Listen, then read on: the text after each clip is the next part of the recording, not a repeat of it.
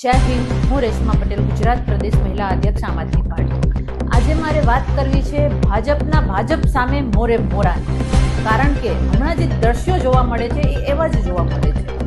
ખાસ વાત કરું કે માણાવદરના ભાજપના ધારાસભ્ય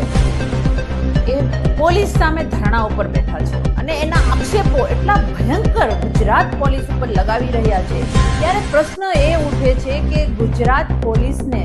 ચલાવવા વાળી ભાજપ સરકાર અને ગૃહ મંત્રાલય શું કરી રહ્યા છે? આજે તમારા જ ધારાસભ્ય તમારા ઉપર આક્ષેપ લગાડી રહ્યા છે। અહીંયા હું એટલું કહીશ કે પ્રજાના સારા કાર્ય કરવા માટે પોલીસ તંત્રનો ઉપયોગ થવો જોઈએ, એની જગ્યાએ ભાજપના ઈશારે, ભાજપના દબાણથી પોલીસ તંત્ર પાસે અસંખ્ય એવા કાર્યો કરાવવામાં આવે છે, જેના કારણે આજ ગુજરાતની પોલીસ બદનામ થઈ ગઈ છે, જેના કારણે આજે જનતાના સેવક તરીકે, જનતાના રક્ષક તરીકે જે પોલીસની છબી છે એ જનતા સામે ખરડાઈ રહી છે અને એમાં બળતામાં ઘી ઓમવાનું કામ ભાજપના જ ધારાસભ્ય અરવિંદભાઈ કરી રહ્યા છે। ત્યારે મારે એટલું જ સવાલ પૂછવો છે કે હવે તમે પ્રજા અને રક્ષક વચ્ચેની જે ખાઈ મોટી કરી રહ્યા છો એને બંધ કરો અને એ લોકોની જે સિસ્ટમ છે માત્ર ટાર્ગેટ પૂરા કરવા માટે નહીં, કારણ કે આપણે સૌ જાણીએ છીએ કે ટાર્ગેટ પૂરા કરવા માટે એ લોકો પરચીઓ કાપે છે, એ લોકો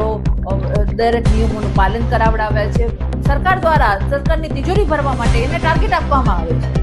હકીકતમાં નીતિ નિયમોના પાલન કરવા માટે જો પોલીસ તંત્રનો ઉપયોગ થતો હોય તો આવા દ્રશ્યો આપણી સામે ન આવે। આજે મારે એટલા માટે બોલવું પડે છે કે ભાજપના જ ધારાસભ્ય દ્વારા પોલીસ તંત્ર ઉપર ઘોર આક્ષેપ લગાડવામાં આવી રહ્યા છે,